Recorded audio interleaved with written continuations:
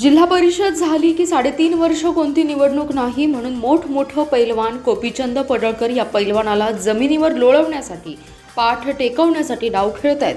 पण गोपीचंद पडळकर कसलेला पैलवान आहे, त्यानं एवढं तेल लावलंय की तो कोणाच्या हातात सापडत नाही. त्याचे गुरु देवेंद्र फडणवीस हे देखील कसलेले पैलवान आहेत. भल्या भल्यानं घराला पाठवतात. अनेकांना घरी गेल्यानंतर कळतं की त्यांनी आपल्याला घराला पाठवलं असल्याचं सूचक वक्तव्य पालकमंत्री चंद्रकांतदादा पाटील यांनी केलंय. जिल्हा परिषद निवडणुकीच्या पार्श्वभूमीवर संख येथे पार पडलेल्या प्रचार सभेत ते बोलत होते. यावेळी व्यासपीठावर आमदार गोपीचंद पडळकर उपस्थित होते. पुढे बोलताना ते म्हणाले, 7 तारखेला 12 जिल्हा परिषद पंचायत समितींसाठी मतदान होत आहे. भाजपमध्ये जतमधील 9च्या 9 उमेदवार आपल्याला निवडून आणायचे आहेत. जत तालुक्यातला 65 गावांचा पाण्याचा प्रश्न येत्या डिसेंबरपर्यंत सुटेल अशी ग्वाही पालकमंत्री चंद्रकांत पाटलांनी दिली आहे. जत तालुक्यात जिल्हा परिषद निवडणुकीसाठी भाजपा आमदार गोपीचंद पडळकर यांच्या नेतृत्वाखाली भाजपा स्वबळावर निवडणूक लढवत आहे. या निमित्ताने संखमध्ये आमदार गोपीचंद पडळकर यांच्या उपस्थितीमध्ये पारंपरिक चंद्रकांत पाटलांची प्रचार सभा पार पडली आहे. या सभेतून पालकमंत्री चंद्रकांत पाटलांनी जत तालुक्यातल्या पाण्यापासून वंचित असणाऱ्या 65 गावांना येत्या डिसेंबरपर्यंत पाणी मिळेल हे लेखी देतो अशी ग्वाही दिली आहे. भारतीय जनता पार्टीचे जत तालुक्यातले 9च्या 9 उमेदवार होते. गोपीचंद मोठी यादी मांडली, काय काय केलं. त्यातल्या पाण्याचा विषय तुमचा जिव्हाळ्याचा असल्यामुळे पालकमंत्री हा त्या जिल्ह्याचा मुख्यमंत्री मानला जातो. मी या जिल्ह्याचे पालकमंत्री अधिकृतपणे आपली आपल्या सगळ्यांसमोर मांडतो. म्हैसाळ विस्तारित जत उपसा सिंचन नावच जत आहे, नावच जत.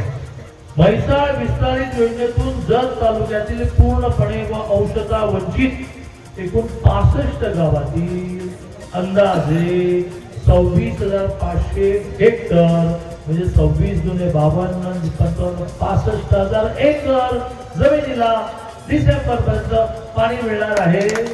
त्या योजनेची किंमत आहे 2118 कोटी 44 लाख. 57 किलोमीटर पैकी 51 किलोमीटर खोदकाम पूर्ण झालं.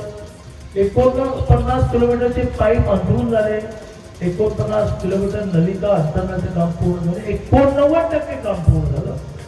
उर्वरित काम प्रगतीपथावर असून जत तालुक्यातल्या संख व अन्य तलाव अंशतः भरून डिसेंबर 2026 अखेर सिंचनाचा लाभ देण्याचं नियोजन आहे. पालकमंत्री मला पालकमंत्री म्हणून तुम्हाला शब्द देतोय, लेखी देतो आहोत. कारण तुमच्याकडे खाली सही करून देतो.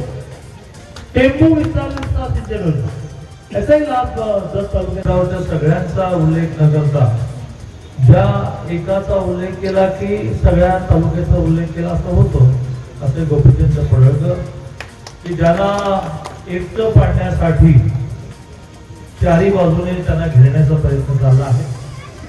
कारण ही निवडणूक झाली, नगरपालिका झाली, सांगलीत महानगरपालिका झाली, महापौर आपला काल बिनर झाला, जिल्हा परिषद झाली की 3.5 वर्ष कुठली निवडणूक आहे. त्यामुळे मोठमोठे पैलवान या पैलवानाला जमिनीवर लोळवण्यासाठी म्हणजे पाठ त्याची टेकवण्यासाठी, नुसतं लोळवलं तर विजय होत नाही ना, पाठ टेकवण्यासाठी गोपीचंदजी सगळ्या बाजूने डाव टाकत आहे. परंतु आमचा पैलवान खूप कसलेला पैलवान आहे. त्याच्या अंगाला एवढं तेल लावलेलं आहे की तो कोणाच्या हातातच सापडत नाही.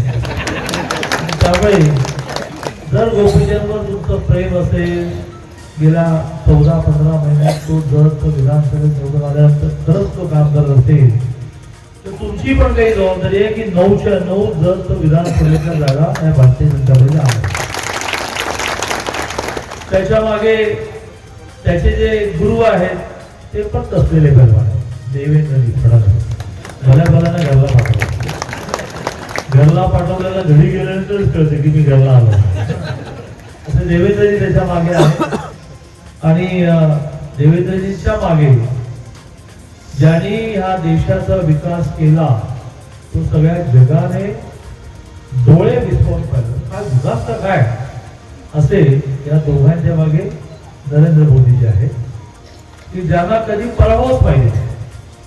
15 वर्ष ते गुजरातचे मुख्यमंत्री होते. गुजरात मी माझ्या 13 वर्ष गुजरात होतो. गुजरातमध्ये मुख्यमंत्री म्हणजे 6 वर्ष.